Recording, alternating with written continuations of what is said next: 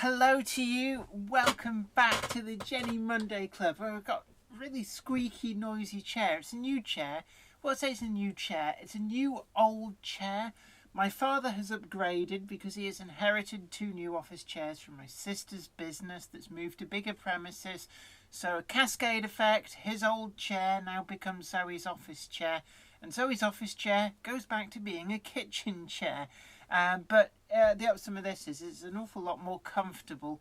Now, what are we going to talk about today? Well, first up, I'm getting a 500 server internal error when I'm trying to edit the details on the live stream. So you'll still be seeing most likely last week's title. That's not the title. It's not that I've been lazy or anything. It's just simply that YouTube is returning a 500 internal server error and won't let me actually alter anything. So I can see we've got a few people coming in there. Train Spotting South East, Ned's Trains and New Mills Model Railway. Hello to all of you commenting in the chat room. And to those of you who are lurking away, do feel free to jump in, say something, say anything. It's always nice to hear from you. Today's video will be brought to you with the aid of a bottle of Southern Comfort. Other booze is available, but essentially that's what I've grabbed. Now, this is 35%, so I shall try and drink it sparingly. Now, what news has been going on? Well, actually, up in the loft, really working hard up there. And in all honesty, I have to say, it's come on really well. Now, you can look forward to Friday's video when I will show what the actual progress has been. But I'll tell you now that there might be trains running in the loft. And it's interesting, actually. The loft is so big that my test train may or may not be an 8-coach train, 8 coaches of Hornby super detailed L&E Artiques, along with a Princess Coronation class loco, just mixing things up. And it may actually just be completely dwarfed by the room and look tiny, whereas out in the shed it would have been huge. Let's have a look at some of the comments. Leslie Gilpin, evening to you. Wolfie Wolf, hi to you. And Zoe, where is she hiding around the house? She's not in the house, actually. She has gone off to work. She may be tuning in. So if you see Game Hammer Classic video or something, I think it's called, that's Zoe dipping in from work. She's out at a meeting down at the town hall. Transporting Southeast just got back from work, from working on Clan Line. In that case, you probably do know Simon A.C. Martin, who's a friend of mine, because he was posting on Twitter lots of pictures of Clan Line and going on about going out on tests. So it's a very small world, really, isn't it? New Mills Model Railway. You've done so well with the loft rowers so far, Jenny. Still nowhere I'm still nowhere near as far. Yes, well, watch Friday's video and you'll see that I have come on in leaps and bounds. Wolfie Wolf joining the shed chat today with Cherry Coke and Morgan's Spiced Rum. Captain Morgan's, yes. Captain on deck. I can't whistle very well. I can actually play a bosun's call, but I don't have one to hand, so I have to improvise. So, Captain on deck. Let's have a look. Philip Page, good evening, Jenny, and all the Jenny Monday Club members. Yeah, I did remember the name. Jeffish, I hope I'm pronouncing that right. Hi. Yeah, you've actually caught us live this time. But yeah, don't worry, you can always watch any of this from the my YouTube page. You can watch all the old ones, you can catch up, watch them whenever, wherever. Let's have a look. Charles Curtis, hello to you. Digger Evans, hi to you. Gonads 1259, evening to you. Something wrong with the camera, only 480p. I don't know, pass. I don't know, does that mean it looks terrible? If I go to that, does it look really grainy and horrible? Let's have a look. Yeah, stop taping and say hello. Kevin Raven, well, hello to you. Trainspotty Southeast just had shower covered in coal and ash and grease. Yeah, I remember it absolutely well from running live steam garrets, and you'd have this film of filth all over you, and it was even worse if you were on a weekend away with only very primitive washing facilities, and I hate being dirty.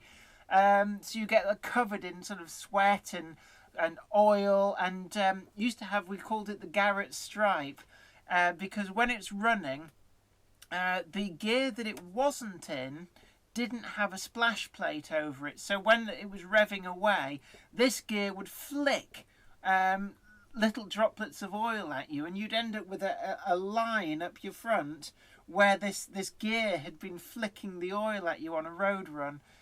So know it well. And you get back to the caravan, you'd be like, la la la la la, oh, hello everybody. And then you'd eventually, at the end of the night, after you'd been in the beer tent all night, you'd look in the mirror and you'd have this perfect oily line straight down you. It's like most embarrassing. Let's have a look. Going down to 1259, that looks okay, but normal view looks grainy and 480p is max definition instead of 720. I don't know how to fix that. I don't know what it's like for everybody else. I can't help, to be honest. Let's just see now. Can I make... Oh, I am full screen. Sorry, I only see myself down in the corner, so I can't make myself full screen on my computer. It's all very complicated. But, what else have I done? Oh, I had a calamity today. I was moving some rolling stock around, and I have one of these. It's like 5 plastic drawers in a container. They're notionally sold for keeping paper in. But I repurposed them many years ago for keeping railway stuff in, and I've had no problems whatsoever until today. And I was carrying this fully laden 5-drawer unit through from the conservatory, where it had been loaded with stuff that's been sort of shoved in display cabinets, and the actual drawer unit split. The plastic just ripped, shoddy workmanship, and it just spewed 24 locomotives onto a hard tiled floor. Yeah, of all places to choose, and I just, I sort of stood there in shock for a few minutes. I have spent the afternoon repairing locomotives, is the best I can put it. Some of them escaped with minimal damage, just a few, detailing parts popped off, just need putting back in. There's an awful lot of class 25s and 24s where the inner windscreens had fallen back into the body, so had to all be glued back in. I had a Class 8, a Bachmann Class 8. I now know how to get the cabs off Bachmann Class 8s. I had to do some serious surgery with that, but my Daypole Class 22 and my Helgen Class 5 shunter have not fared particularly well. They seem to have taken the brunt of the impact, and I've done a lot of repair work. In fact, as fortune should arise, the one that you see in that still, it's actually a video, but it's paused at the moment. That's the Daypole Class 22. Now, it's the buffers at one end are smashed completely. I've bent them all back into shape, glued them in as best as I can. They are no longer sprung loaded, and they don't look massively pretty anymore. But the couplings at both ends have sheared off, and proving very difficult on figuring out how to actually attach couplings to that locomotive. So it may have earned itself a display case fodder status. But the Helgen Class 5, I hadn't quite realised just how many parts go into a Helgen Class 5. There's a lot of glue gone into it now as well. I think I've just about got it all together, but I don't think it's ever going to be quite the same. Leslie Gilpin, do Daypole, etc. do replacement bodies? Well, I know that Bachmann do to some extent. Once they're gone, they're gone.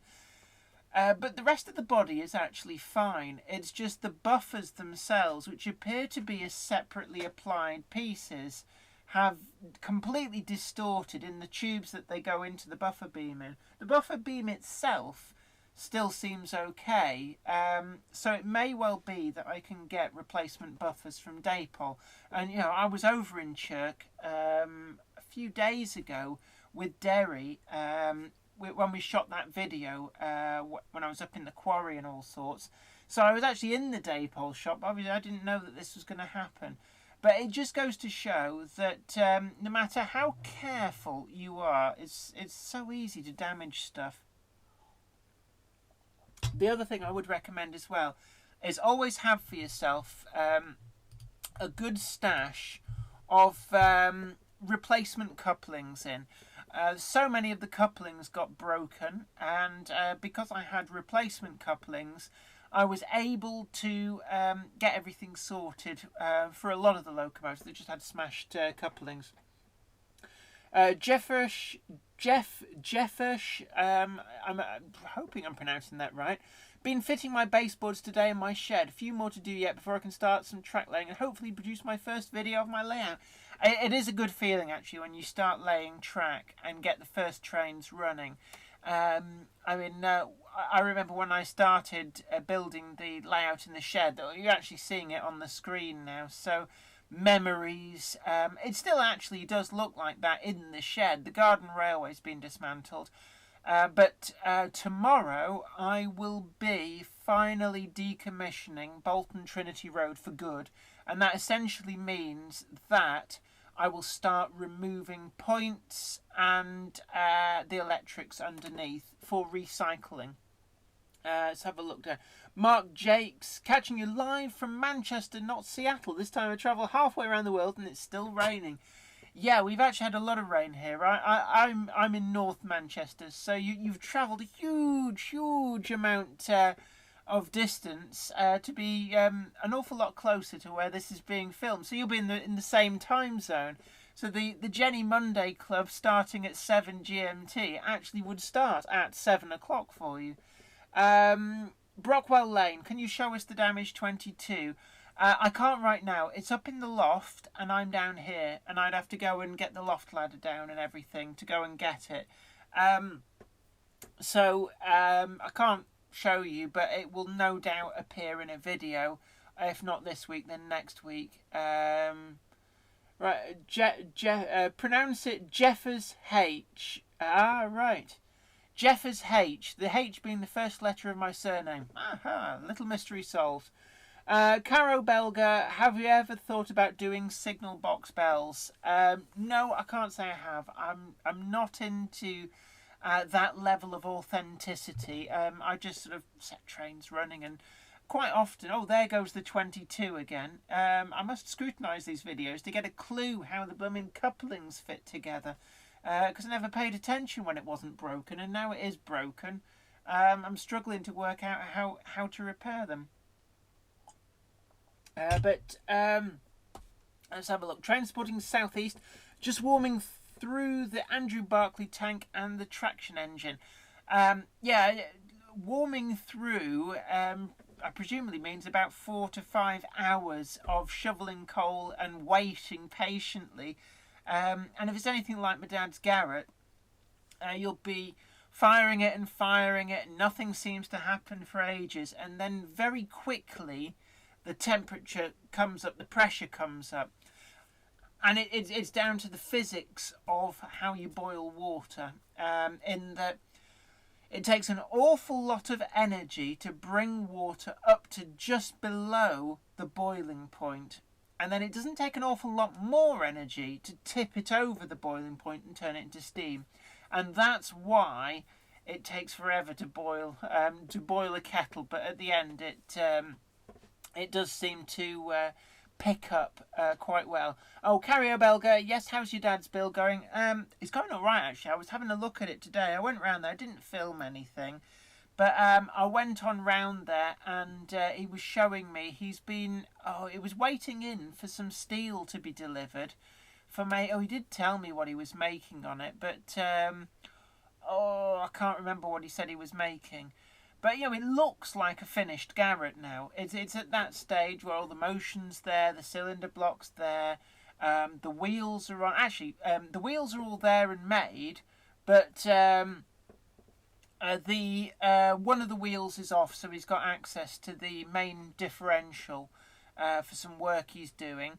But no, he's coming along well. But he's getting on a bit. He's recovering from a major operation a few years ago that was to deal with various things, and it means that he's not quite as active as he was before.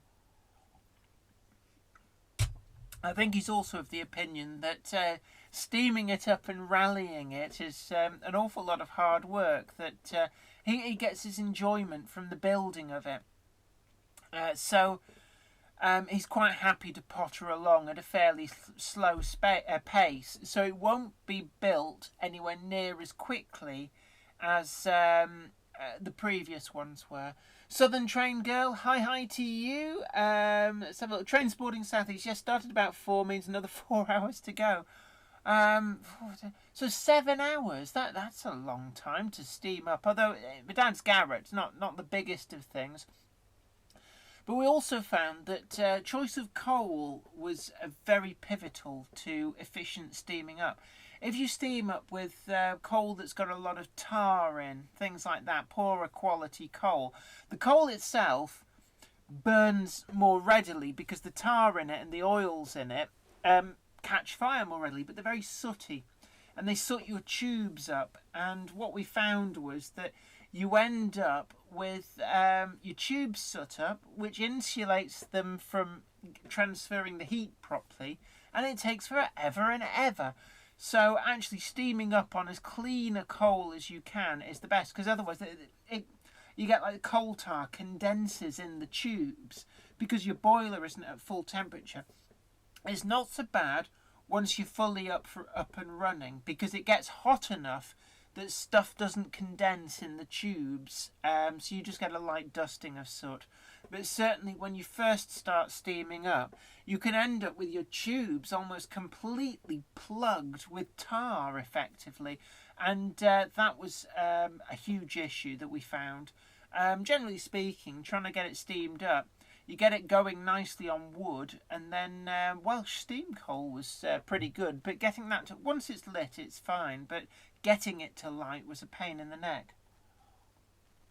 It's just a shame that I don't really have any videos of us running that sort of thing. Because the trouble is, when you're running a steam locomotive, it's a very, very engaged operation.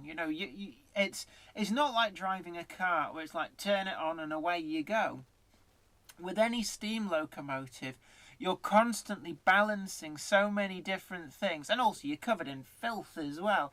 So filming is about as far from on your mind as it can possibly be. So probably, I think my dad's got someone like an SVHS tape somewhere that he filmed many years ago, but I haven't yet found any footage of me driving his traction engine. Transporting Southeast, I am sitting in the cab of the Andrew Barclay whilst waiting for it to warm through.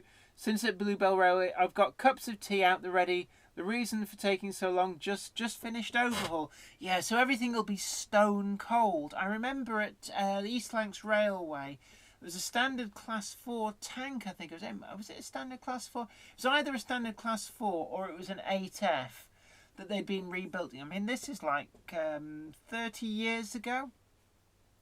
And the day that it was first steamed, it took forever. And what the guy said was, it was because all the steel was ice cold. It hadn't been steamed since the late 1960s.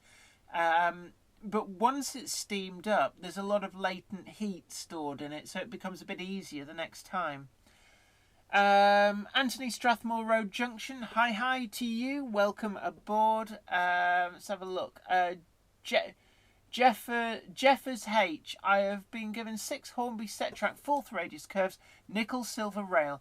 Can you join these to Pico Code 100 Flexi Track? Never used Hornby track before, always use Pico track. Yeah, they'll be absolutely fine. I think they're Code 100 as well. So just attach fish plates where required, push them together, they'll be grand. And something that I know that quite a few people do is whilst they use the streamline for most of the layout, especially in hidden areas where you need a tight but uniform curve, a lot of people I know use set track because it's a fixed radius and it does make hidden curves a lot easier to make.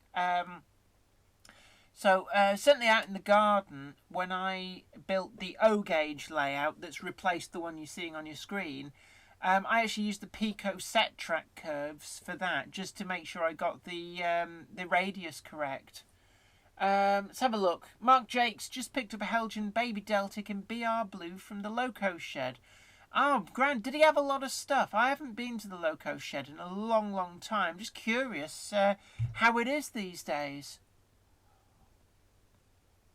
Let's have a look. Caro Belga, I know what you mean. I operate 5-inch and 7 1/4 inch gauge live stream, and you really have to watch the water level and check the fire. Yeah, and with railway locomotives, because the gradients aren't anywhere near as steep as a road locomotive could be subjected to, it's not quite so critical. But an added dimension for a steam traction engine that you have to remember is that when you go uphill, it's not too bad because the water sloshes to the back of the boiler, which is where the firebox is, and you're trying to keep the firebox crown covered, so everything's fine and dandy, and also won't prime. It won't suck water through into the cylinder. But when you come down a hill, you have to get the water level absolutely perfect because you've got to cover the firebox crown, otherwise it'll overheat and it can badly damage it. You can end up with a boiler explosion. My father's ones have fusible plugs, which is essentially, it's a bolt that bolts through into the boiler, but running through the middle of the bolt is, they sort of drill a hole through and then backfill it with silver solder. So if the firebox crown becomes exposed, the temperature of that bolt goes up exponentially because it's got no water to transfer the heat away. And then at a certain given temperature, that silver solder melts. And at that point, the pressure in the boiler blasts through, and this blast of steam puts the fire out. And it's a safety measure to try and stop boiler explosions. It doesn't guarantee that it won't damage your boiler, mind, because it's a very, very harmful thing to do to any boiler. But it does mean that when you see steam road locomotives going downhill, if the hill is too steep, it's why they will reverse down the hill, and that is to keep the firebox crown covered with the water. And also the other thing as well is if it's too steep and your water level's too high, the feed off to your cylinders is generally at the front of the boiler. If it doesn't have a steam dome, if it has a steam dome, it's in that, which makes things a bit easier. But if that dips below the water level in the boiler, then what happens is that the water in the boiler is forced through into the piston, and best case scenario is that it will spit a literal shower of shite out of the funnel all over you, and it's basically dirty, hot, scalding water wiping all of the soot from the inside of your chimney and showering it down on you. The worst case scenario is that you get a hydro lock, and it's a bit like on a car engine. If you drive into water and it sucks water, you're suddenly trying to compress a liquid, and liquids don't compress very well. Gases do, liquids don't. And you've basically got like unstoppable force versus immovable object, and something has to give. And quite often the thing that gives is it cracks the end of the cylinder or it bends your conrod. So it's not a good thing to ever happen. Let's have a look at some of your comments. Tony Britton, sorry, meant to say patting your head and rubbing your stomach at the same time. What, like this? Let's just get that full screen. Oh, come here, you. So, let's just... So what is that? So it's like that. I can do it, see? Patting my head and rubbing your stomach at the same time. Yeah, easily doable. There we go. I mean, how many of you, admit it, how many of you are trying that as well? Jeffers H. Cheers, Philip. Would be a shame not to use them. Philip Page should be no problem. Jeff. Yeah. Going back to using the set track. I think wherever you've got a curve where you want perfect geometry, it's to be honest, a perfect way to go. And radius 4 is actually quite a gentle curve, isn't it? Yeah, it's quite a gentle curve because radius 1 is the most severe. And I think that most locomotives recommend a minimum of radius 3 or radius 2, so it should be good using that with pretty much everything. John Nutman, evening to you. Welcome along. Welcome along, all and sundry. Don't forget to like this video as well and comment too. I know there's probably an awful lot of people lurking. Don't feel shy. Add your comments into the mix. Ask any question that you so desire, and within reason, keep them clean. That's it makes it more fun, and talk amongst yourselves as well. Right, let's have a look. Brockwell Lane. What new models are you looking forward to most this coming year?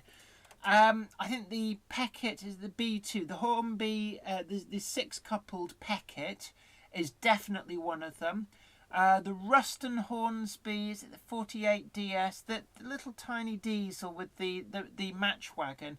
That too, I think those two, from a hobby perspective, are certainly ones which I think they're going to go down really well, and I think they're good for the hobby because they're interesting, they're small, so a small layout is nice and feasible.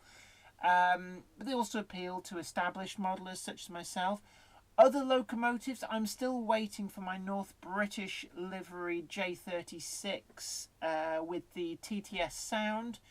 Looking forward to that, have been since last year. What else?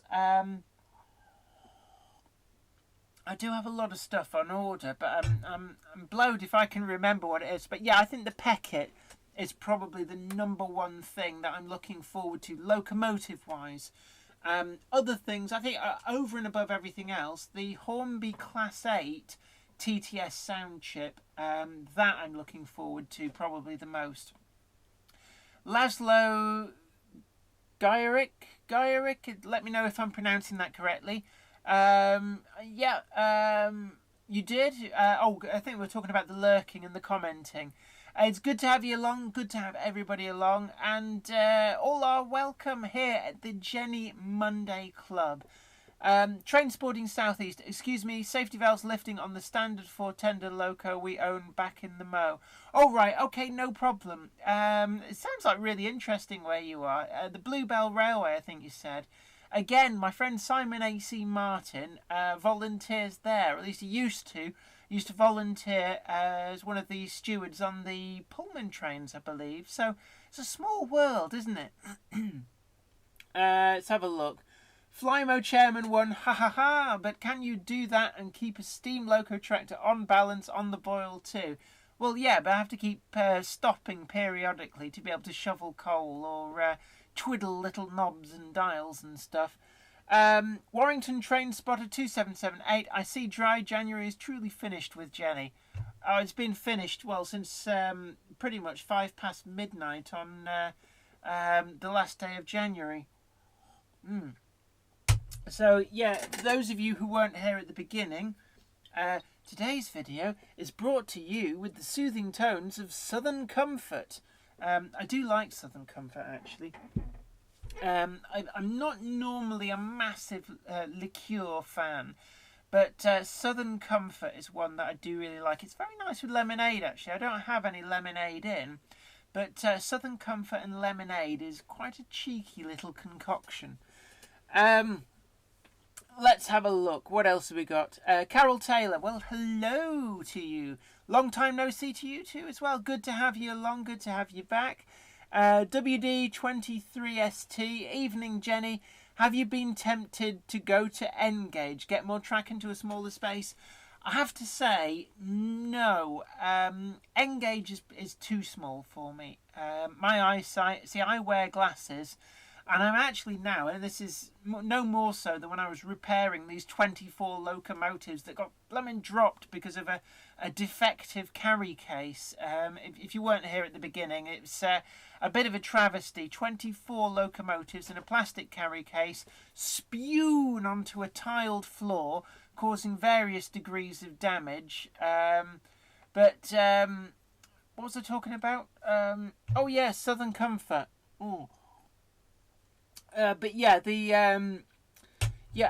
sticking some of those bits back together has proved very, very tricky, even with my eyesight, and I'm really struggling actually. Even pinning down the track in the loft, it's become very difficult for me to see the actual screw holes. Very, very difficult.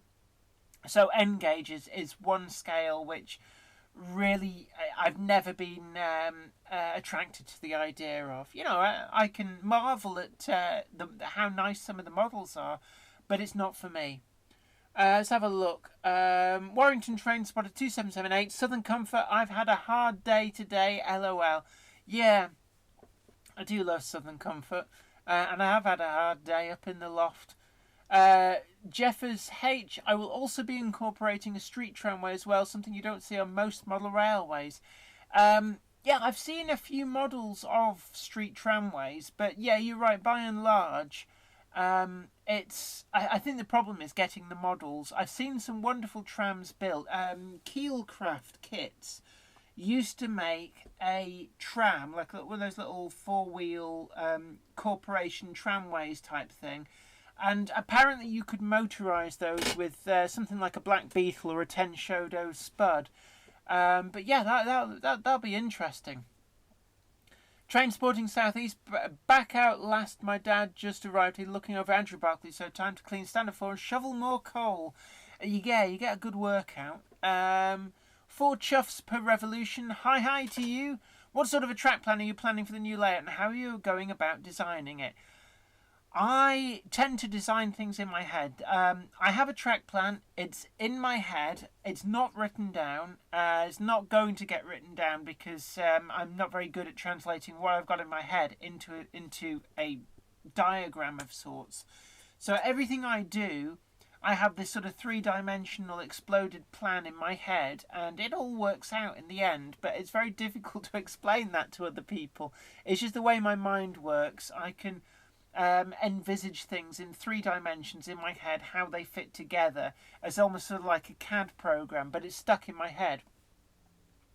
Leslie Gilpin just tried to see if my N-gauge track plan would fit on the board I built. Pico points are too long. Grr. Where's the Dremel? Yeah, you can actually shorten them. You have to be very careful, but you can sort of cut a bit off them. I have done that in the past. Let's have a look. Tony Britton, the most disconcerting and frightening thing I've ever had happen to me whilst firing a locomotive is having a glass gauge shatter. That was on 7752 L94. One of the London Transport pannier tanks. Yes, luckily it's never happened to my dad or I, but we have been in a cavalcade where the traction engine in front of us blew out its sight gauge. I think he caught it with his shovel when he was shoveling coals, and he just knocked it. It cracked the glass, and because he was right up to blowing off pressure, it just exploded the gauge, and of course then it dumps all the steam out straight into the cab area. Let's have a look. John Nutman, it's the SDJR one in blue, number 23. I presume. Sorry, the other comment scrolled off the top. I know Backman have done a model of that, as have Hornby. Flymo Chairman 1, oh no, disaster. Well, will there be a heap of one-off specials coming along?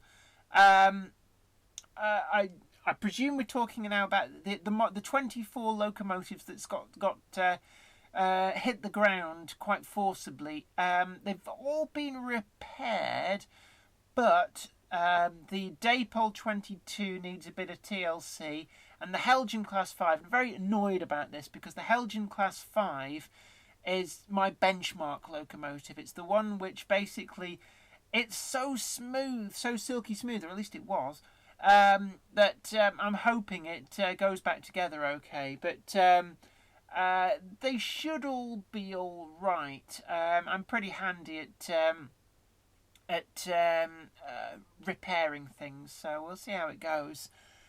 New Mills Model Railway. Do Bankman still make their trams from a few years ago? Trams? I know they did Underground Ernie. Excuse me. And when they were remaindered at the end, when they sort of gave up on that franchise, I know that the more savvy amongst you went out and bought handfuls of them remaindered from toy shops, because apparently, whilst the models were very toy-like, the actual motor bogies that were underneath were very, very good for scratch building into things. I'm not aware of any other trams that Bachmann did, unless they did. Did they do the Hong Kong trams? They did do the Hong Kong trams. I don't know if they still make them. I haven't seen them for a long time, but they were made for the Hong Kong market, so the Chinese market. And I know that they've got quite a big Chinese range, which isn't necessarily all easy enough to come by in this country, so I couldn't tell you.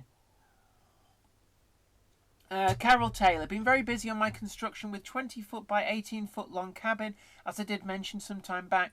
Roof on, completed, lining all the inside, electrics, alarms, CCTV. Phew, what a long haul it's been. Yeah, I completely sympathise. Oh, excuse me. That's about the same size as my layout up in the loft, so that is quite a huge size. So that'll be pretty good when it's completed. But certainly, security is a big thing. Make sure that your security is completely up to scratch. My garden shed got targeted about 7-8 years ago, and it wasn't long since that I'd mostly finished the layout out there. And they stole a load of stuff, and then for good measure went and vandalised everything. But they got their comeuppance. They got caught because they were stupid, very stupid people. And when you nick something that's very eye-catching, and you nick it from somebody who makes a great deal of effort to let everywhere know that it's out there and it's stolen, it does get picked up. So they're doing a little bit of time in Forest Bank Prison at Her Majesty's pleasure for that one. Let's have a look. Flymo Chairman 1, that'll be nice with the tramway included.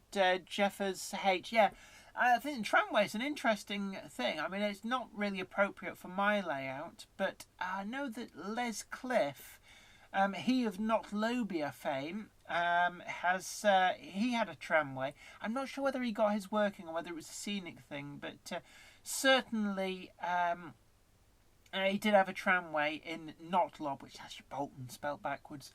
Let's have a look. What do we got? Angus's Trains. Hi to you. Welcome along. Good to see you back again. Train spotting southeast. The most scared I've been is where the gauge glass shattered and firebox plugs that burst while we had to overhaul Andrew Barclay. As we had in my results back, it was 155 IQ. an IQ test, I take it. I'm presuming that's like 155 IQ. That's very, very high, actually. 100 is obviously average. I got 148 when I went and sat the IQ test, which rather annoyed the person who was with me because they got 146. And I was only there because I was their ride, and they did this deal where like come book a test and you bring somebody with you, because they obviously knew some people would have a ride who would otherwise be sat twiddling their thumbs, and I scored slightly higher than them. But yeah, fusible plug, when they go, it's bad news. Even though it will probably stop major damage to your boiler, you've still got to check everything, because that level of heat build-up can still distort and damage stuff. Philip Page, do you test a new layout with your best or worst loco? Well, obviously you test the layout itself with your worst locomotive, the one that you know derails at a drop of a hat. And the reason for that is because you know that if that gets through, everything else will work pretty fine. Tom Hurst, how big is the loft layout? It's approximately 20 feet by 18 feet, so same as Carol Taylor's shed. That's roughly the outside dimensions, and then it comes in all the way round by, on average, about 4 feet. It's 4 feet at the back side, and then just under 4 feet against the main dividing wall, and then there's a 2 foot wide section just round where the loft hatch is. So I've got a lot of area, but it remains to be seen how well it gets filled. I bought 50 yards of brand spanking new Pico track, and I've used nearly half of that on laying the track. But I've also got a load of other track that was recycled out of, it was in display cabinets, so it's never been used other than to sit stock on in a display cabinet. And I replaced it in the display cabinets with Hornby 003 rail track, because essentially the 3 rail track was hanging around doing nothing, and I wanted the Pico streamline. Oh, look at that! What irony! It's Hornby 003 rail that you're seeing on the screens there, and yes, the date is correct. 29th of July 1995. That's at an exhibition. My father's layout. Let's have a look. Train Sporting Southeast, yes. Oh gosh, it's 155 IQ. That is really good. And if you're anything like me, see, I still to this day, I've debated this with people whether I cheated on my IQ test to get such a high score, or whether what I did actually proves that I am very good at finding solutions. And what it was I knew I was on a time limit doing the IQ test, and there's more questions than most people would ever get to answer. So I figured out that on the balance of probabilities, if you just guessed, because they're multiple choice, if you guessed the answers for all of the remaining questions, you had essentially a 25% chance of getting each question correct. Say, you just put C for all of them. So in the final 30 seconds, and I'm quite good at managing time in my head, the final 30 seconds, I quickly tick, tick, tick, tick, tick, tick, tick, tick, tick on every single test. And of course, most of the people, if not all of the people, didn't do that. So I figured that I scored slightly higher because I'd guessed all of the remaining questions. Train Spotting Southeast again, but I'm rubbish at maths and English. Well, I can't spell for toffee, but I'm quite good at English, even though I did it at GCSE. But I only scored, I always marvel at this, I got a B at GCSE English language, but I got an A for GCSE French and an A for GCSE German. It's like, so what, do I speak French and German better than English? Because I beg to differ. I speak English a heck of a lot better than I speak French and German. I did get an A for English literature though. But I can't spell very well. Spell checkers are a boon for me. In terms of maths, I'm reasonably good. I do occasionally watch Countdown, and it's the numbers challenges which I enjoy doing and I'm quite good at. But I'm useless at the letters challenges. It's like I just look at it and go, nah, could be anything. Jeffers H. The trams need motorising using Beck motors or Tenshondo spud motors. These come in different wheelbases. Ah, right. Fair enough. Train Spotting Southeast. Well, my loft layout is having track laid. Oh, have somebody in for doing that. That's great. I'm just obviously laying the track myself. It's taking a while, actually. It does take a while. But I've got the first complete loop done, which does mean that oops, oh, that just came off the track there. It does mean I can start running trains up there. Fly Mode Chairman 1, your loft layout's coming on at a pace. Having looked at your videos on it, 20 foot by 18 foot is a good space, bigger than my living room. Yeah, it is massive room, it has to be said.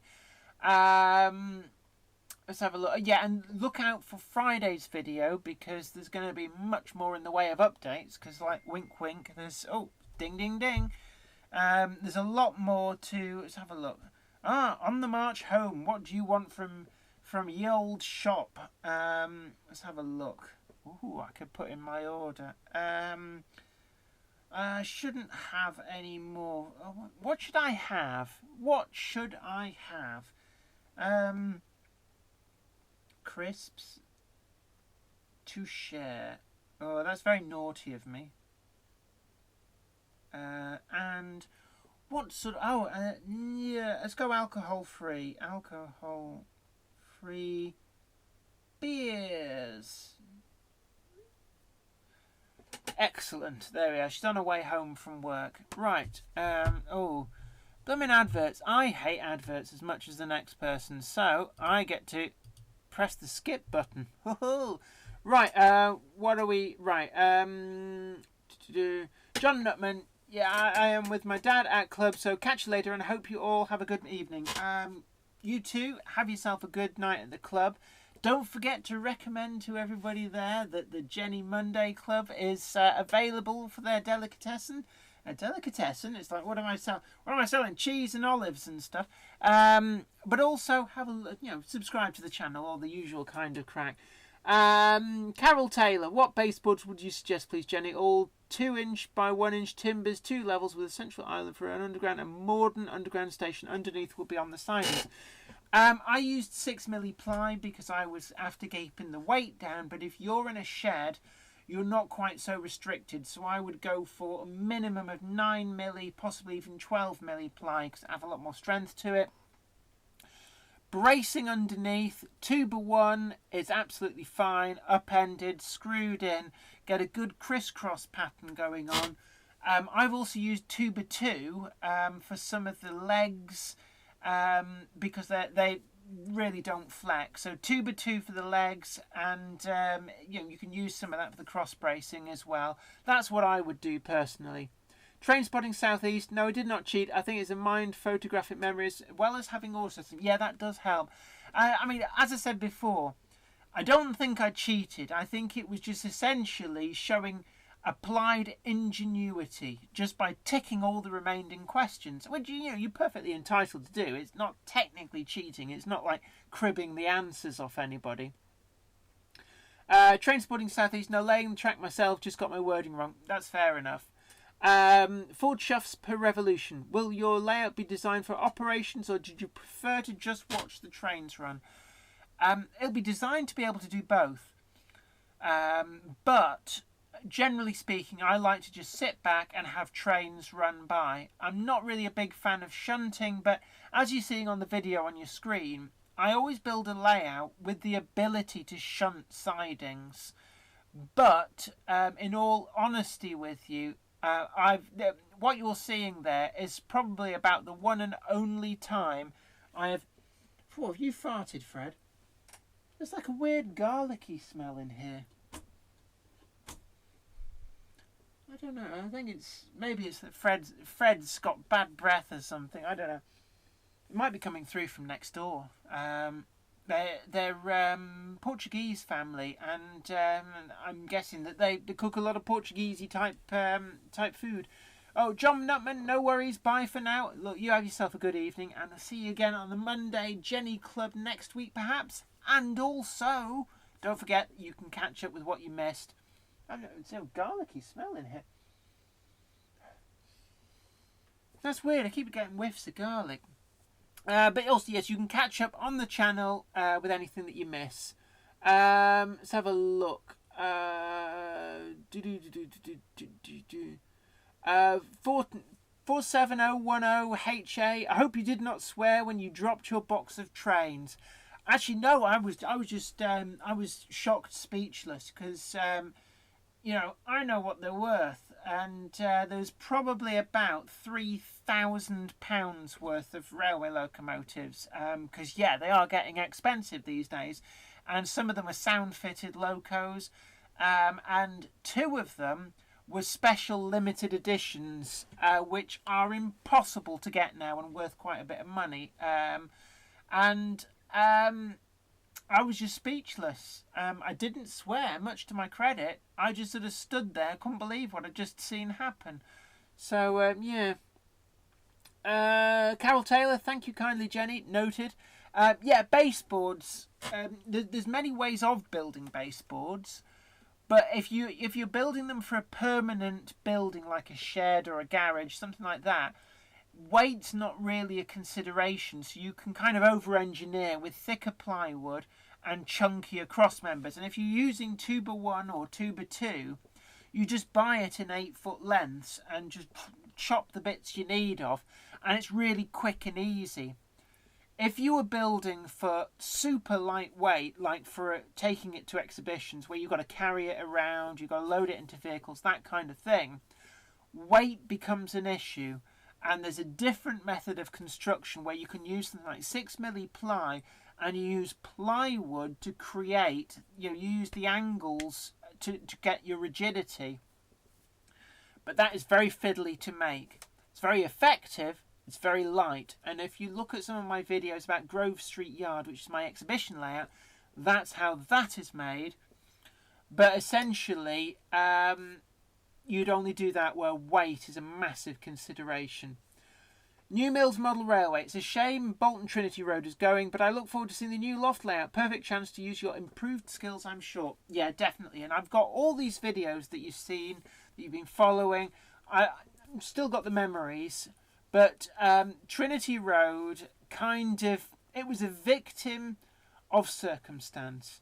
All I had at the time available was a garden shed. And at the time, it was like, brilliant, look at this, look at all this space. But I outgrew it.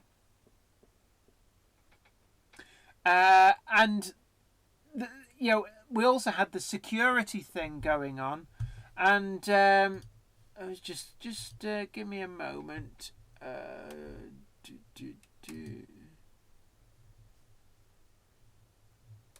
There we go. We'll just block that. Knobhead. There's some people that just turn up and it's like, what are you, drunk or something? No, I will not be talking about bodily functions and various adult related toys. What an idiot. Right. John Nutman. Oh yeah, no worries, bye for now. Brockwell Lane, do any overseas railways interest you? Actually, yeah, I must admit, Australia is one which really does. I like Australian railways. There's also like Scandinavian railways as well. I'm getting more into those, but that's only because I do write for a magazine called Modelljarnesvags Magasinet, which is a Swedish model railway magazine, and I've started, because I get sent copies of that magazine, I've started to actually take an interest. And I suppose that if I looked at a lot of other overseas railways, American outline stuff as well, I like the vastness of American outlines. And the other thing is these sort of like these backwater industrial short lines that you get in America still, because the country is so vast.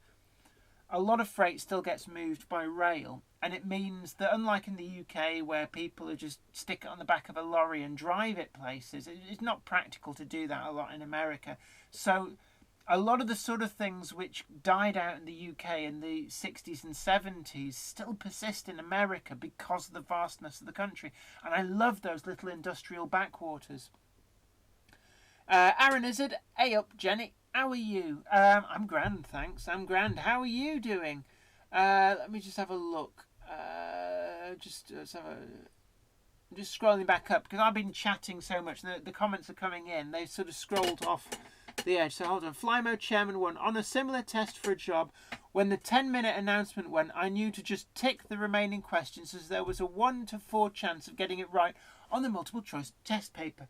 Exactly, and it's actually something that I learned this at A-level, because when I did A-level physics, there was part of the paper was a multiple choice thing. You had the question, you could work it, and there was 4, it may even have been 5 plausible answers. And what the teacher actually did say to us is, he explained it there, he says, don't leave them blank. If you leave them blank, you score nothing for that question.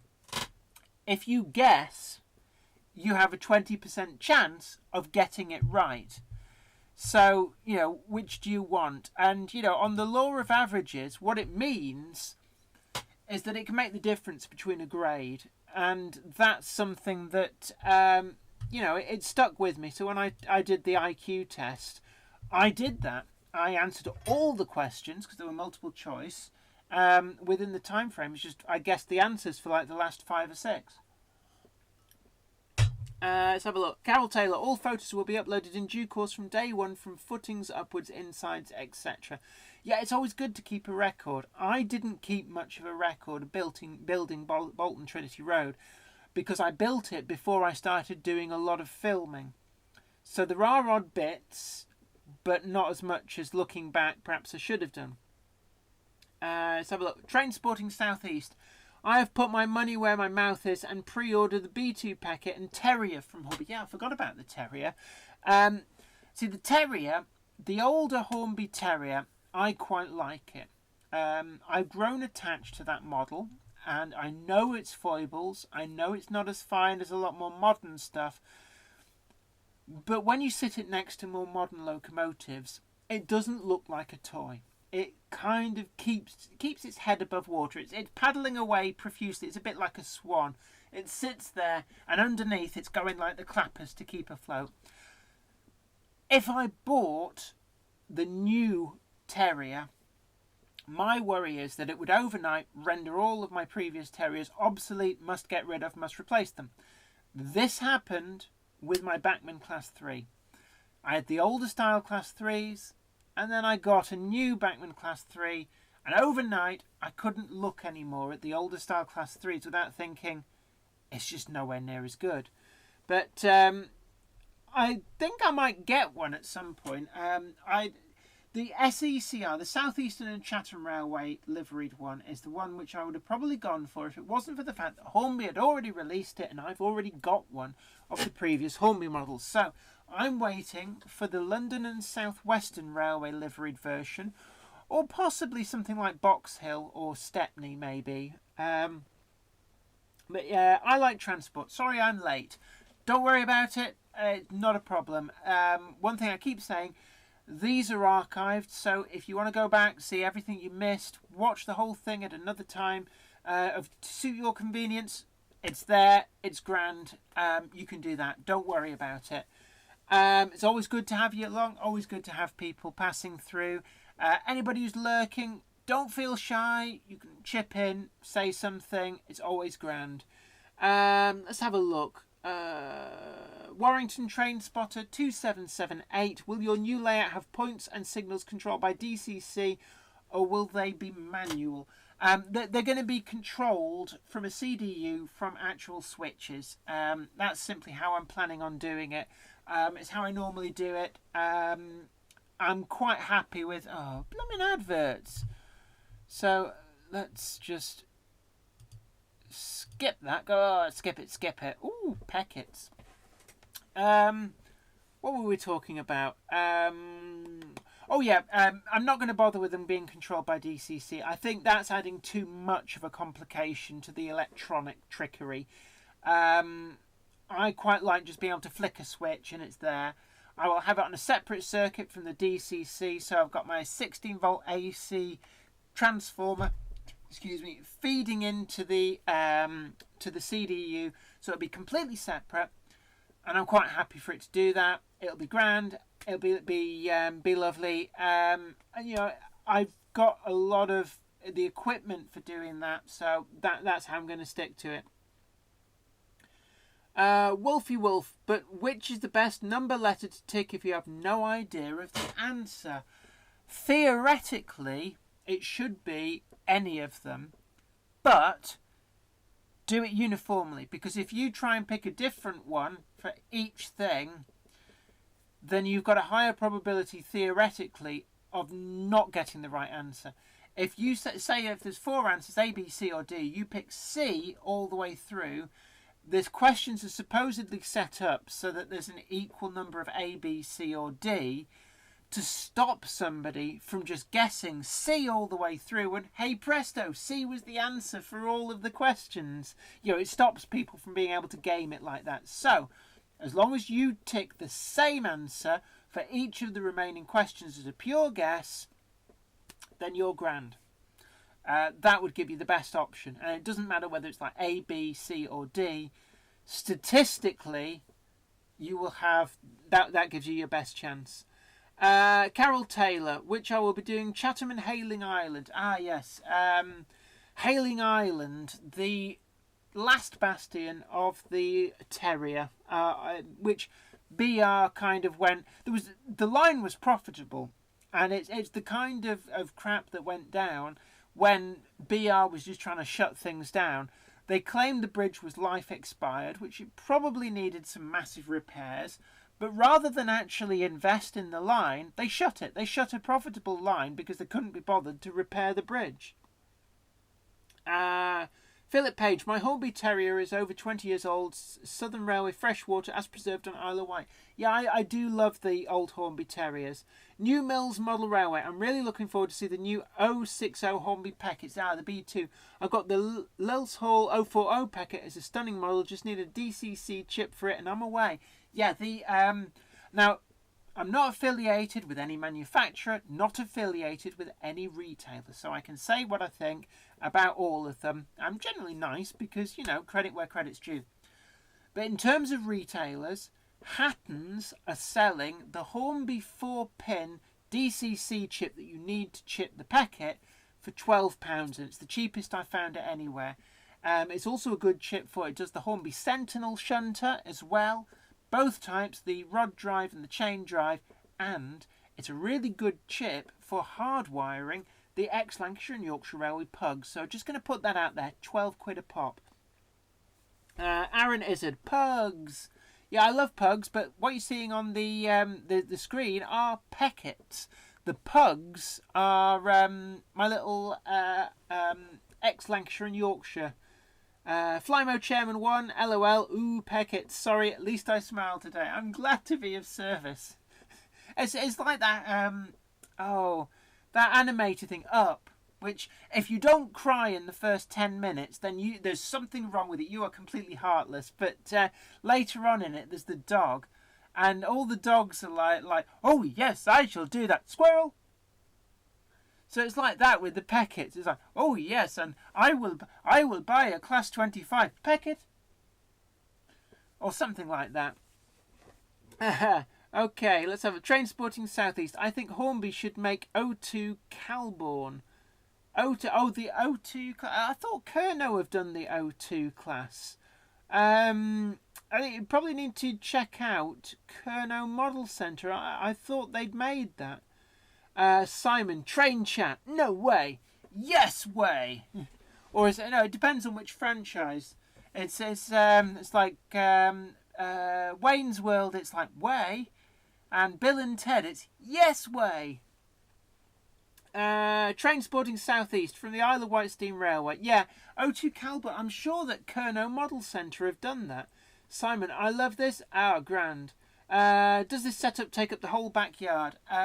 It didn't, no. What you're seeing on the screen, I have to be honest with you, the bit that's in the shed's still there, so what you're seeing now will exist till tomorrow. Oh, look, there's me in the middle. You just saw a glance at me. It will exist till tomorrow.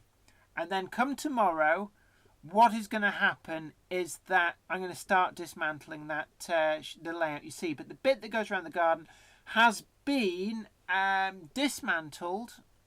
It's been replaced with O-gauge actually, and it is no more, unfortunately. Ham Shackleton, hello to you. It's good to have you along. Don't worry about just arriving. You can also catch up at a later date with everything that we've been talking about. Don't you worry. Beta Giles, sorry you may have already answered, but are you going, I presume, a DCC with new layout? Yes, I am. All the locomotives I'm aiming to get DCC'd, a lot of them with sound. I've been working through that. But also I am wiring it up so that one of the 4 tracks I'm going to have, so at least initially I can run DC. And the reason for this is because I've got around 170 locomotives, and at the moment I'm up to about 40 DCC chipped, but there's some which are nigh on impossible to chip. So I think having the means to still run DC locos is a good idea. So one of the 4 tracks has been sorted out to be able to actually run DC locos on. And it's ironically, it's as a little sneak peek on Friday's video, that is the track that you may or may not see running. Yeah, but there we go. So look, Aaron Izzard, the only thing cuter than a pug is a terrier. Yes. Actually, the P class is a pretty cute little thing. The Peckett, I think the little Peckett is probably the cutest. But watch this space when the Ruston Hornsby 48DS turns up. I think that may be up there in the cuteness stakes. I'm trying to think. Have I got anything really cute in here? All my cuddly toys are in the other room. Oh, adverts. Go away, advert. Shouldn't complain too much. Peter Giles, which DCC system will you go with?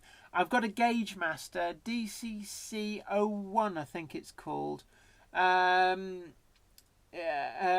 Chairman 1, LOL, ADD, Attention, Deafy, Peckett! Yeah, so I think the Hornby Peckett.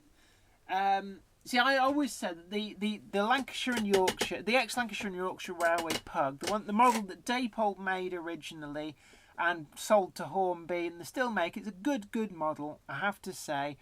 I always thought of that as my favourite loco, but actually the Hornby Pecketts, the W4 Pecketts, I think have sneaked in there.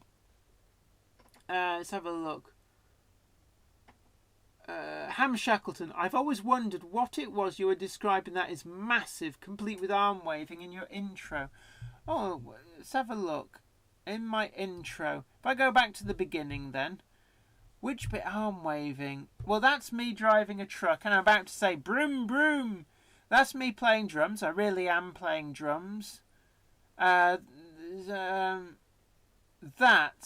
is talking about is vinyl records. I did a series of records, the 1000 greatest vinyl records, and the album I'm holding there is halfway between the sun and the stars. Fatboy Slim, something like that it's called, and I'm probably going on. It's like a massive hit is my guess. I'll have to go back and look. It'll be in that clip is taken from one of my videos, so it is out there. I've been yabbering so much. The comments have gone off the top. Right, let's have a look. DJ Models and Kerno did the O2 and it's very good. Yeah, I don't have one of the O2s, but I knew that was out there. Simon, just found this and I'm new here. Sorry, don't worry about it. Always welcome. Tell everybody you know who you think might be interested. The more the merrier. And those of you who are lurking, don't feel shy. Add comments and I will get to them. I'll try and work my way through. You're all part of the Jenny Monday Club. I'm going to try and get through a lot of these comments. But don't apologise. Never apologise. Well, unless you need to apologise. And that's something that going through life is never underestimate the power of an apology. Both to give and to receive, because if you're a big enough person to be able to admit when you're wrong and to apologise sincerely, it does go a long way to smooth over a lot of things. And ask me how I know. I know because I've been there. We've all been there at some time. Jeffers H, my layout will be all steam trains, no diesels except a flying banana on shuttle branch line. There'll be 4 main running lines, fast and goods, and it will be DC only. Can't afford to go DCC.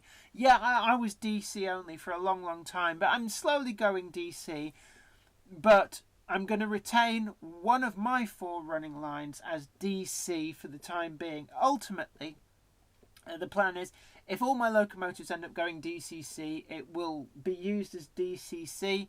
And I'm going to have some kind of a rotary switch or something to be able to switch it between DC and DCC. So that's the way I'm planning. But I'm going to have 4 continuous running lines. And then I'm also going to have the marshalling yard as well.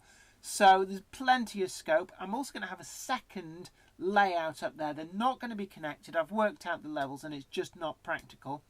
But there will be a second layout at some point. Maybe I'll make that DC and keep the bottom one fully DCC when I make it. But the idea of that is it's going to be just dramatic countryside, trains running through. Right, let's have a look. Let's have a look. A Wolfie Wolf. That was like a scene from Godzilla when you popped up in the middle of the layout. Well, a better looking Godzilla. Oh, well, I'm glad you added that. Unless you're into lizards, I'll get my coat and stop digging my own grave. I'm not a lizard person, it has to be said. I've been watching Jeeves and Wooster recently, and there's is it Fungi Phipps? No, not Fungi Phipps. One of the characters is a newt fancier and is obsessed by newts. Not my thing, it has to be said. But yeah, it's like Godzilla. Something like that. Let's have a look. New Mills Model Railway, Gladstone from the classic film Oh Mr. Porter has to be the cutest. This needs to be made a model of. Is that the one that's in the National Railway Museum? There's a number of these sort of oldie-worldy things in the Railway Museum. Let's have a look. Oh gosh, you've been commenting quite. Let's have a look. Flymo Chairman 1. Simon, hello to Jenny's Shed Chat. Jenny's garden railway is now being rebuilt and okay. Yes, it's all out there. It's just the weather's not being conducive to stuff. Train Sporting Southeast. Well, Clan Line test went well. I don't think slept for 26 hours. Thankfully, I got 15 hours last night. Oh, that must feel wonderful. Do you actually know Simon A.C. Martin? The AC is important because he's an author as well. And he said there's hundreds of Simon Martins, but he's the only Simon A.C. Martin. I presume that A.C. are his middle initials. Just curious if you know him. Peter Giles, did you ever find out who broke into your shed? Hope you got him. The police got him, and they're doing some serious time for... they got him for handling stolen goods, was the best that they could prove and guarantee a conviction. But they also did them for attempted murder, because whilst they were out on bail... They attempted to break into somewhere and were surprised by the homeowner who they then attacked with a very small penknife. So it didn't cause any damage, but they were able to throw and make stick attempted murder. So, yeah, you know. Let's have a look. Flymo Chairman 1. Simon, Jenny knows more being her garden. Yeah, basically the garden railway is pretty much done and dusted. Needs ballasting still. But the weather's just not been conducive to playing with it, and I've been working hard up in the loft. Jeffers H. I'll be using Gauge Master twin controls with a brake simulation. Most of the points will be manual, except out of reach points. I even the ones which are like right there, I like to wire them all up through the CDU. I use Pico PL10 and PL10E point motors. And I found them very, very reliable. If you get a sticky one, a little drop of oil on the pin that slides across, absolutely fine. I've never really had a problem with them, never at all. And it just makes it a lot easier. If you're trying to push points by hand, unless you're really good at making like a piano wire mechanism, then I'll be honest, it's a lot of aggro. Simon, someone vandalised this. Yeah, unfortunately so. About 7 years ago, we had a break-in. They stole a load of my models and they vandalised the model railway. So there is a video, actually, you can see. But they got caught. My stuff was returned to me. I got almost everything back. And the insurance payout paid for the repairs and also paid for an alarm system. So, okay, I was come out smelling of roses in the end. Train Sporting Southeast, the Hale and Billy line would have made a good heritage railway. It's really just that one bridge. I don't believe that it was unrepairable. That was just an excuse. Brockwell Lane, when will locos come with a simple switch, DCC or DC mode as standard? I remember Atlas did this years ago and was not much more expensive. The problem with that is, to work on DCC, it needs the DCC chip. And in all honesty, a DCC chip can be set up so it will also run on DC. So effectively what you would have there is a model that's just DCC chipped. And for a great many years, I had a number of models which I'd picked up either second-hand or brand new at a good price that just happened to be DCC chipped, but I could run them on DC. Unfortunately, it would mean that anybody who just runs on DC is also paying for a DCC chip. Warrington Train Spotter 2778. I watched one of your videos the other day where I think you've just been broken into and your layout was vandalised. Did they ever get caught and did you ever get your trains back? Yeah, I got pretty much all the trains back, and they did get caught and prosecuted, and as far as I'm aware, are still in prison. Simon, take care, love this, and we'll pop in now that I know it is here. Well, thank you very much. It's great to have you along. Always good to find a new watcher, and we're here every Monday from 7 o'clock GMT. Always good to have you along. Tell anybody you know who you think might be interested, and look forward to seeing you again. Don't forget as well, you can watch the entire thing on catch up, so any part that you've missed, don't worry about it. You can catch up then. I like transport. I saw the Flying Banana NMT Tamworth on Tuesday the 16th. Oh, cool. Jeffers H, I hope to have a brewery shunting area serving the goods lines and of course my street tramway. Should have enough to keep me happy. Yeah, I must admit, I'm planning on putting in a little sort of industrial area where my Peckets can frolic freely. So I've got the pointing off the main line, and that area will be built as the scenic area does get built up. Train Sporting Southeast, when is the next exhibition for shunting layout? I think it might be Lee. I'll have to double check actually. I am at Ali Pali, but I'm there. I'm on a being interviewed. I've been invited there to be interviewed. So I'm not there with the model railway. And there is another one. Was it Rain Hill? Not Rain Hill, but there's two Rain Hill exhibitions. Oh God, I just saw my little head just pop up and down. Oh, hark! I believe that alcohol-free beer and crisps may be about to appear. So yeah, that's. I don't do many exhibitions with the shunting layout. It has to be said. Really, just time. Flymo Chairman 1, Train Spotting Southeast. Who was the designer of the Hayling Island Railway? Colonel Stevens. He built a few light railways. Just wondered. Yeah, Colonel Stevens, I think. Graph B, hi to you. Hi Jenny, bit of trivia. One of the coaches used by BR on the Hayling Island branch was an experimental plastic-bodied one. Yeah, I'd heard something about that. Certainly, I'm curious. I presume it doesn't survive, but it'd be interesting to know if it does. Have Shackleton. DC and DCC on the same layout. You have to be very careful you don't apply DCC volts to a DC loco because the magic smoke will escape rather rapidly. Yes. The magic smoke, you've got to keep it put. It's like as soon as the magic smoke escapes from anything electrical, it's toast. You can let the magic smoke out, but you cannot get the magic smoke to go back in. Yeah, there's only one point between that line and any of the others. So they are insulated with insulated rail joiners, and there's no other way for the tracks to touch each other. So if you flick that track to DCC using a rotary switch, is what I eventually plan to do, then it'll mean you can run the DCC through and onto it. Everything's hunky-dory. But when it's set to DC mode, it'll... Oh, excuse me. It's, you know, it's completely separate. Ham Shackleton, essentially keep them apart. DC, so okay on a DC. Yeah, I know full well. It's... definitely you've got to be ever so careful because it fries the motors. Graph B, sorry, I meant fiberglass body. Yeah, I knew what you meant. Carol Taylor, the Terrier is now at Sheffield Park Bluebell, renamed. Yeah, I'm trying to remember which Terrier. I can't remember for the life of me which Terrier that originally was. They've got, I think they've got, how many Terriers? I think they've got 2 Terriers. I always get I know the difference between a P-class and a Terrier, but I also know that the Bluebell line have, I think it's 2 P-class as well as at least 2 Terriers, and they do outwardly look a little bit similar. Let's have a look.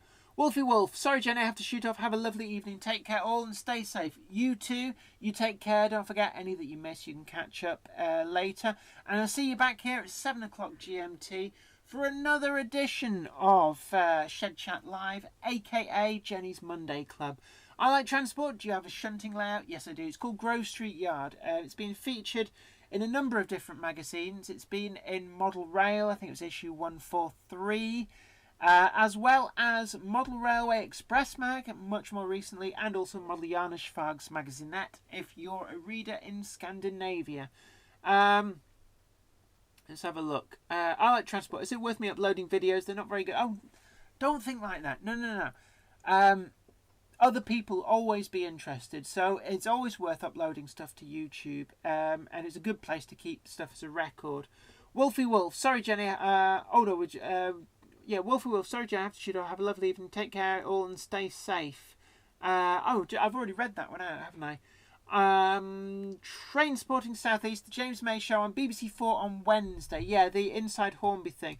I knew it was being made, but I've had no part whatsoever in that. So as interested as anybody else to see what they show.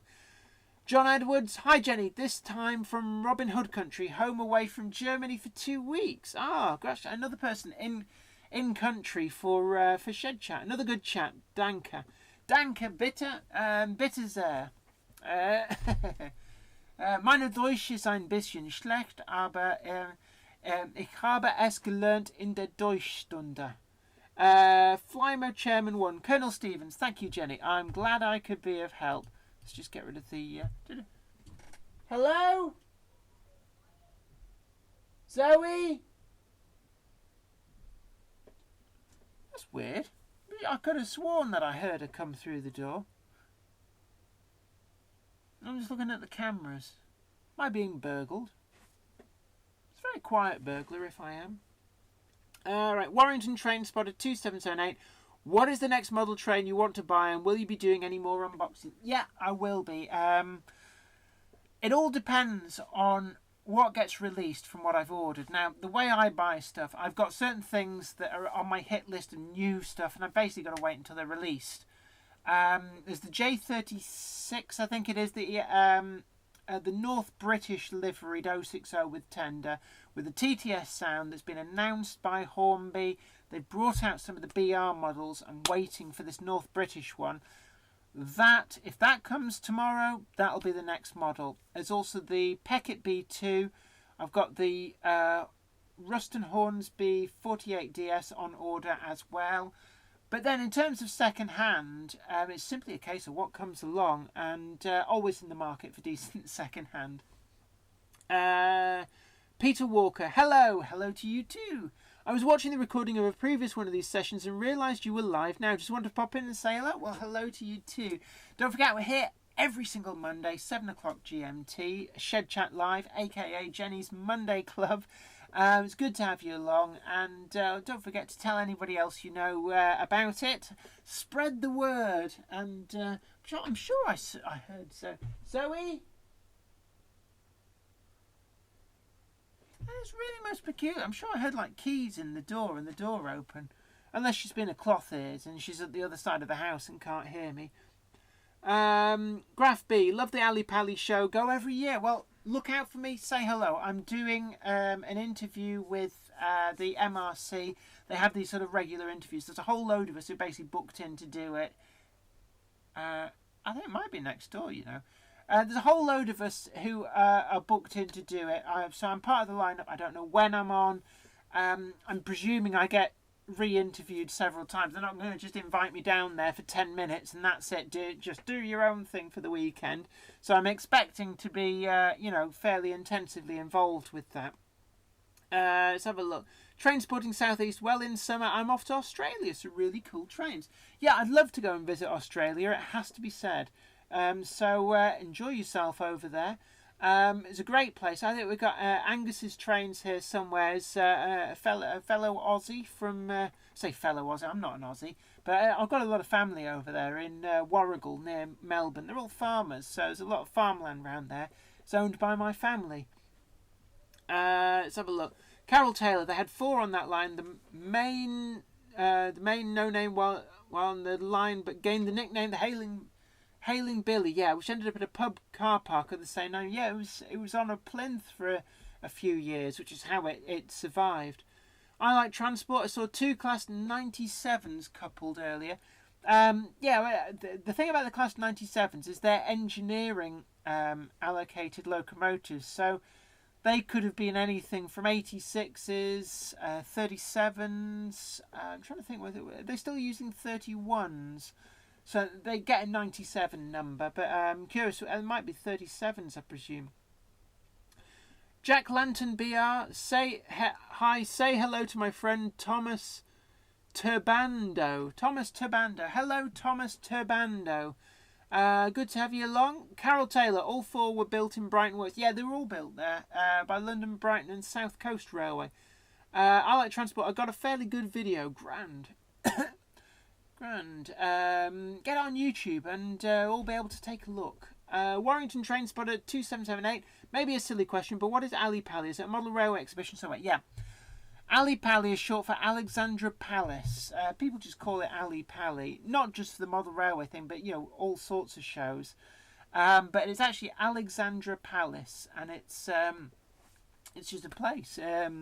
It was I think it was where the original BBC television transmissions came from originally. Yeah, you're right there. Philip Page, Alexandra Palace in North London. But it's a big model railway exhibition held there. There's so many other exhibitions. If you look up their website online, you can see everything that's on. Carol Taylor, I'll be there. Jenny at the Alley for bargains. I must admit, I was at Whalley. I wouldn't say there was that many in the way of bargains, but it's certainly like a one-stop shop to get, from my point of view, a lot of stuff like special commissions from retailers, which would otherwise be expensive on postage. Brockwell Lane, what's your favourite train-themed movie? Mine has got to be the Titfield Thunderbolt. Train-themed movie. I quite like the General, the Buster Keaton film, or the Great St. Trinian Train Robbery. It's very good, actually, for seeing what the Longmoor Military Railway looked like before it was destroyed. Train Sporting South East. I'm half Australian, so I've got passports and no visa. It's always helpful. Always good to get through customs and passport control as well. Ham Shackleton, plugging your books for you. Finished reading Little Star earlier. Thanks to you and Zoe for signing them. No problem, anytime. And just to let everybody know, my books are still available. You can buy them from all good bookshops and a few really bad ones too. They're on Amazon as well. And also, very occasionally, I see them in charity shops as well. Which some people would say, like, oh, somebody's giving away your book. But the fact that you find your books in charity shops is actually quite smugness-inducing, because it tells you they're out there. And, there's nothing more smug than to be in a shop and see your name on the spine of a book on the shelf. It's really great in Waterstones. I like to go in and just move them out a little bit to make them more prominent. Actually, I'll be honest with you, I haven't seen them in a Waterstones for a little while, because the actual print run is almost sold out. I've still got a couple of boxes here, but officially they are sold out. Let's have a look. Yeah, first ever TV broadcast. We're talking about Alexander Palace there. I like transport. Class 97s are just class 37s. The engineering 31s are just 31s, and engineering 87s just 87s. At least what I was led to believe. 97 is a classification. Over the years, a lot of locomotives have ended up in the 97 classification. They include class 8s have been in there if they're allocated the departmental fleet. There was some small, weird Ruston Hornsby shunters that didn't have another tops number. They were always 97s. Let's skip this advert. Let's see, what else? I'm sure Class 20s have been there. 31s definitely have. Class 24s have. Class 28 was, but it was never renumbered. Ditto for a Class 23. Class 40s, actually, in the late 80s, there were a number of them were numbered into the 97 series. 37s definitely. I'm trying to think what else. 86s for ice braking. There's quite a few locomotives have ended up in 97 in the 97 category. Fat Wallet Boy 2. Jenny, will you be watching James May's TV show this week about Hornby? I don't watch a lot of TV, so probably not. It's one of those things that I will probably actually catch up on at a later point if people say good things about it. Jeff H. As a retired truck driver, I hate going to London. Oh yeah, you and me both. The best thing about it was the road out of it, so no alley pally for me. Did you always find that you got inside the M25 ring and all of a sudden everybody turned into a complete wally behind the wheel? I always hated driving in London as well, and it was like a real Muppet Fest. They'd all get in each other's way. It's like, like the Three Stooges at every set of traffic lights. So I used to hate it. But actually, the congestion charge, it was interesting. I remember going down there to, there was a place on Gray's Inn Road, right in the centre, just by the National Union of Journalists. And it was about a week after they'd introduced the congestion zone. And it was like the usual fight your way through sharp elbows to get down in central London. And then I got to the point where you go into the congestion zone. And I had to, because that was where my client was, to go and visit them. And then all of a sudden there was nobody there on the roads. The roads were just completely empty. And it was like going back in time. It's like when you look at the Abbey Road, the Beatles album cover, Abbey Road, and there's no traffic. It was like that in central London. But yeah, I mean, I'm seeing your comment there, Graph B. Always get the train to London, never drive there, it's awful. Yeah, I couldn't agree more with you. When I go to London, I generally speaking will go by train. The problem is the cost of train travel. You have to book it months in advance. Let's have a look. Graph B, if World War II had not happened, there would have been tube trains running to Ali Pali and the branch would not have closed. Yeah, probably. Transporting South East, when is the next visit to any heritage railways? I never normally know in advance. It'll most likely be either the East Lancs Railway or the Cambrian Railway, because they're the ones I tend to get to. That said, I keep getting invites to various places, and Severn Valley Railway, there's a few people trying to get me to go and visit that. So, yeah, we'll see. Philip Page, I was at Haydock Park Toy and Train Sale yesterday. Oh, I didn't know that was on. Got a couple of wagons. Was it any good? Carol Taylor, when the hailing closed down, it killed off the Warner's holiday camps. I can well believe it, actually, because they relied on a lot of people turning up by train. Tom Hurst, Class 20 looks nice in Network Rail yellow. Never seen it in that. I didn't think they got yellow. I know that they got... what was it? It was like a white and red livery. Sure, that was departmental. Jeffers H, too many mad taxi drivers and dispatch riders on mopeds. See, I found the bus drivers were like a law to themselves. But to be honest, everybody in London drove like a hooligan. It was unbelievable. Let's have a look. Philip Page, linked to a pic I took of a 97 at Welshpool. I presume that is... let's have a look. Whoa, what's happening now? All right, yeah, sorry. Yeah, that's a 37. Sorry, I was just... Ooh. And yeah, I thought I'd broken it for a moment. Where were... yes, the prologue. That can't have been Zoe. I'm sure I heard the... Just give me one moment. I'm going to go down... I'm just going to make sure my front door's not swinging in the breeze or something. Zoe? Zoe?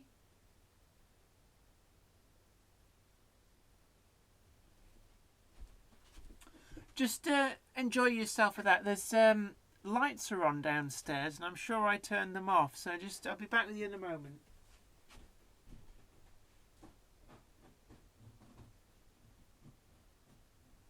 Zoe? Oh, you are here. Oh, downstairs. Oh, right. I'll get back to you. I thought you were phone call.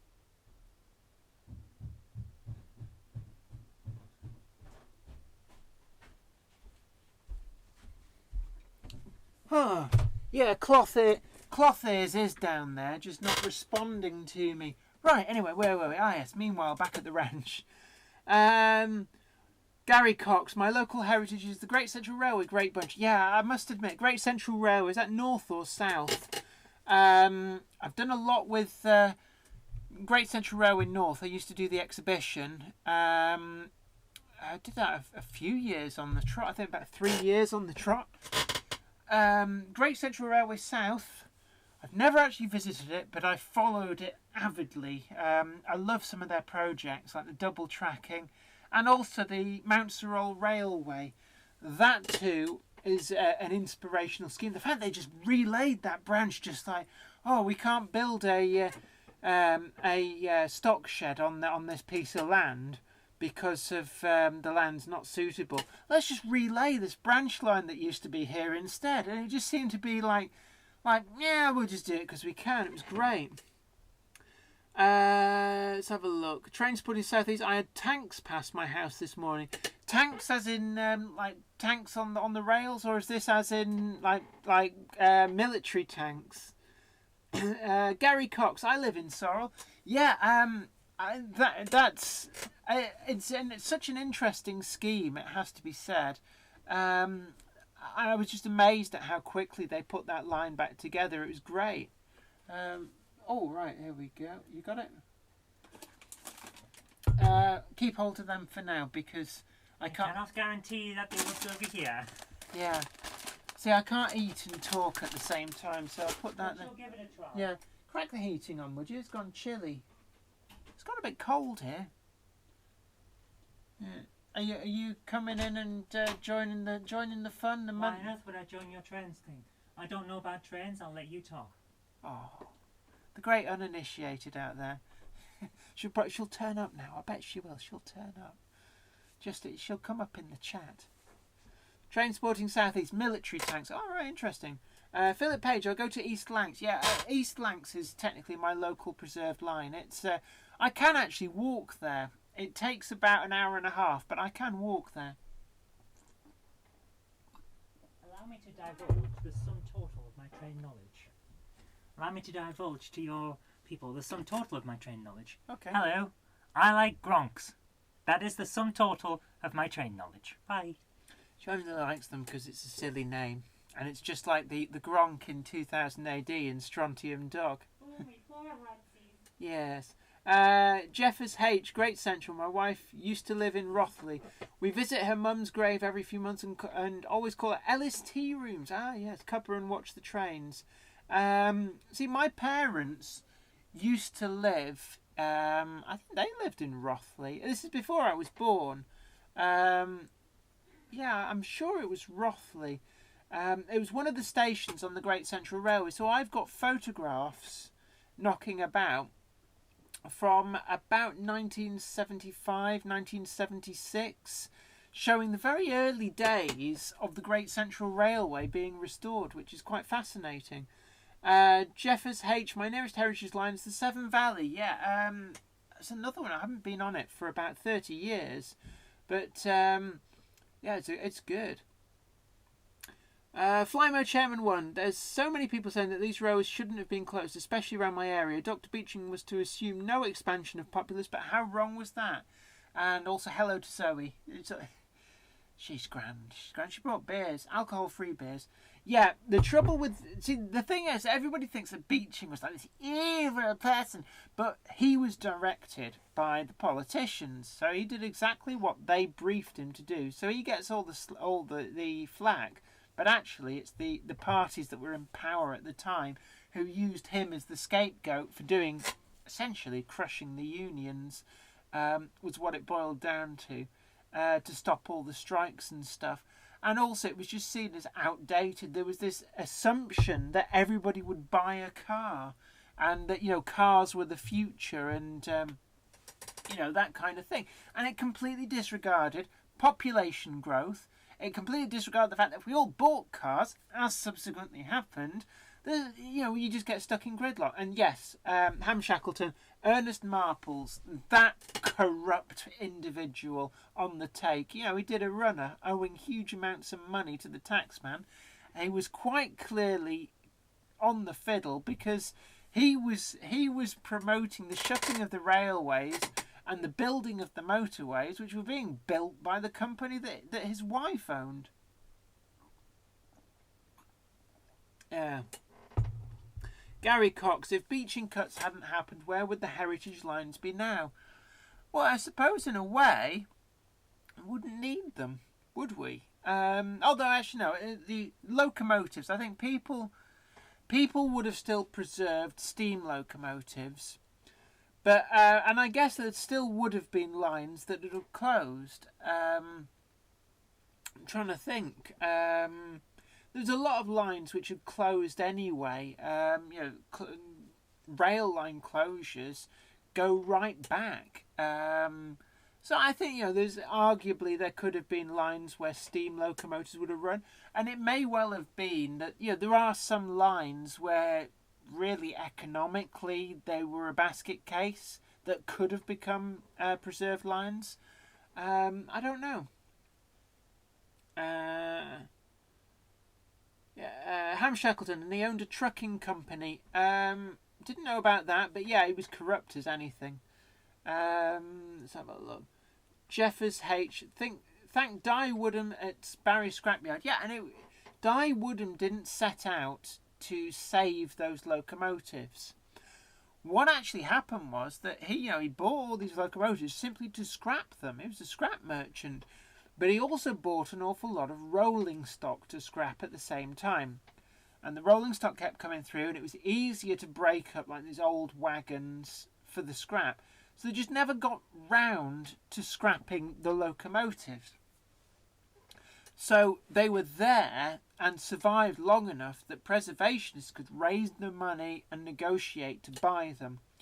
And essentially, that's why they excuse me, okay, terrible gas from that.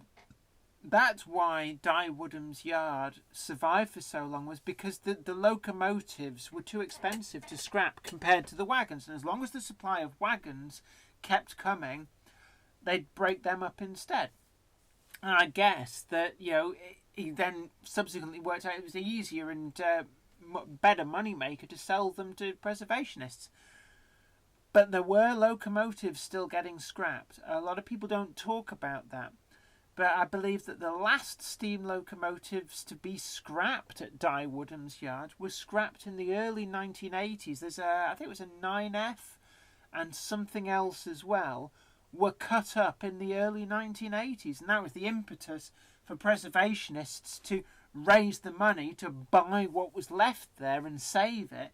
Because, it was a case of Di Woodham's was a businessman. And it was, if preservationists hadn't have bought them, they were going to get scrapped. There were locomotives that got away that were scrapped. Things like there was a class 21 there and a 41 as well, I believe. And they were scrapped because nobody was really interested in diesel locomotives back then. Oh look, an advert for my book. Sorry, I just getting distracted. I'm getting drunk as well. Actually, the Southern Comfort is hitting the bottom now. So, bottom. I said bottom. Let's have a look. Brockwell Lane. I don't think the Woodhead should have ever closed. Yeah, I completely agree with you. I think that was an immense waste, and I think it was short-sightedness.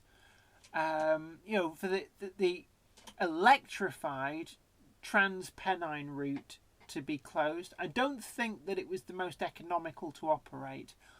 And actually, what should have happened is actually re-electrify it for the high voltage overhead AC and use it, excuse me, as effectively an extension of the East Coast to West Coast main line.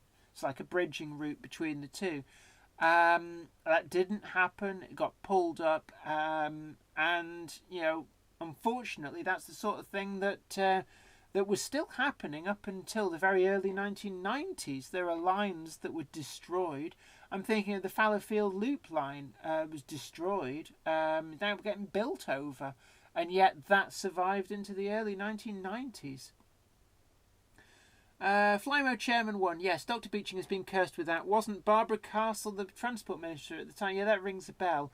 Our local line took longer to build in total than it was open. Yeah, I can imagine.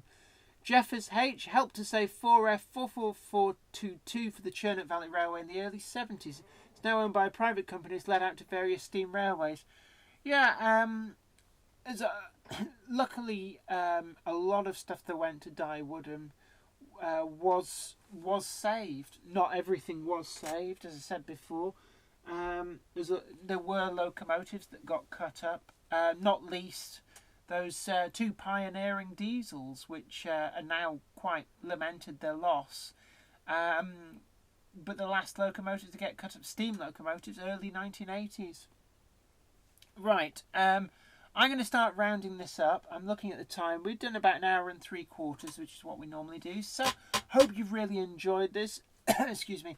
Yeah, Carol Taylor, the Prince of Wales and the Duke are in process of being built. The wheels turned full circle. We've now got new build locomotives like Beachy Head at the Bluebell Railway. There's one of the Somerset and Dorset Joint Railway Sentinels being built, last I heard. We've had Tornado. There's the P2 Prince of Wales. There's a lot of new build stuff starting to come on stream. So the wheel has turned full circle.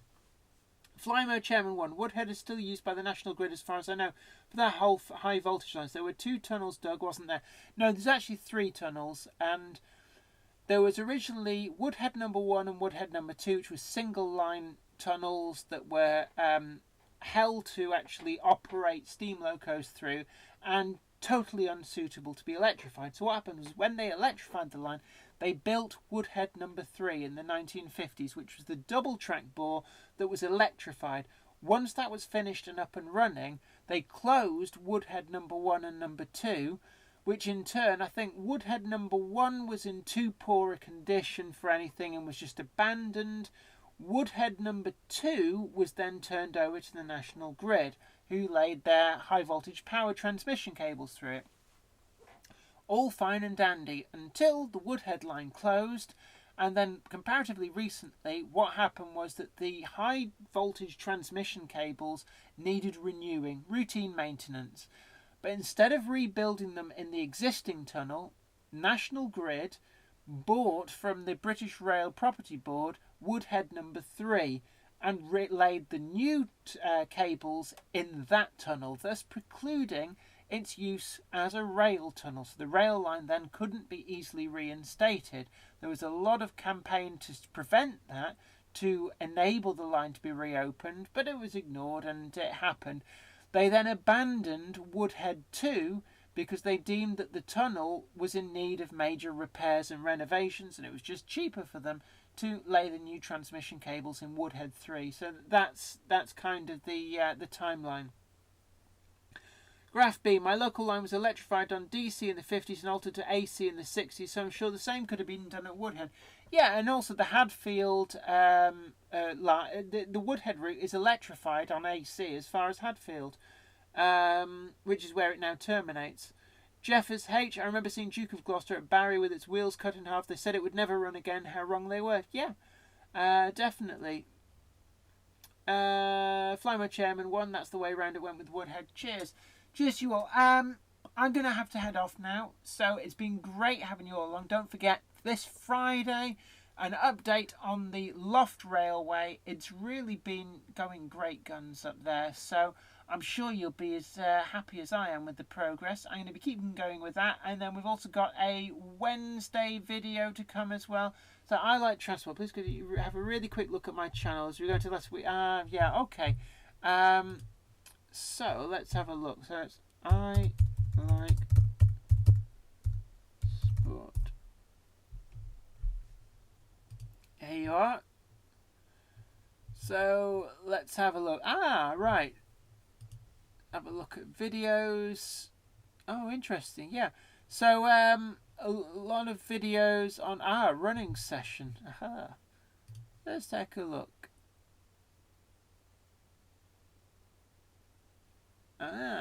So this is your home model railway then, I presume. Good night, Brockwell Lane. It's been good to have you along. And also Duncan's Folly. Hi to you. Don't forget you can also catch up on anything that you've missed. But yeah, it's looking good. They are I Like Transport. Little plug for you, and just a lot of videos. If you're into more modern image stuff, trains at Newark, Shrewsbury, Stafford, excellent work. Yeah. So there you are. Let's have a look. Graph B. Thanks, Jenny. Always enjoy the Monday Club. Good to have you along as well. And let's just make me full screen. There we are. Don't forget to like this video, subscribe to, and also you can look back through the channel, look at all the things we've been up to. Don't forget to tune in Wednesday for a new video. I'm not sure what that's going to be. Possibly a classic box opening review, i.e. I'll be doing a review on something that I've had a while but haven't done a review on before. And then Friday, big catch up on the Loft layout. And we'll be back again 7 o'clock, 7 p.m. GMT here on the Jenny Monday Club. But until then, you take really good care of yourself. This is me, slightly drunk Jenny. Bye for now. You take really good care of yourself.